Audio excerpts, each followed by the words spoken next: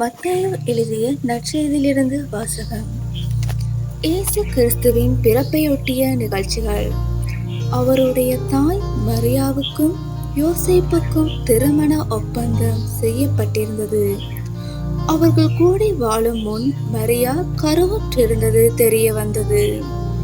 அவர் தூய ஆவியால் கருவுற்றிருந்தார். மரியாவின் கணவர் யோசேப்பு நேர்மையாளர். அவர் மரியாவை இகழ்ச்சிக்கு உள்ளாக்க விரும்பாமல் மறைவாக விலக்கிவிட திட்டமிட்டார். அவர் இவ்வாறு சிந்தித்துக் கொண்டிருக்கும் போது ஆண்டவரின் தூதர் அவருக்கு கனவில் தோன்றி, யோசேப்பே, தாவீதின் மகனே, உம் மனைவி மரியாவை ஏற்றுக்கொள்ள அஞ்ச வேண்டாம். ஏனெனில் அவர் கருவுற்றிருப்பது தூய ஆவியால் தான். மரியா ஒரு மகனை பெற்றெடுப்பார்.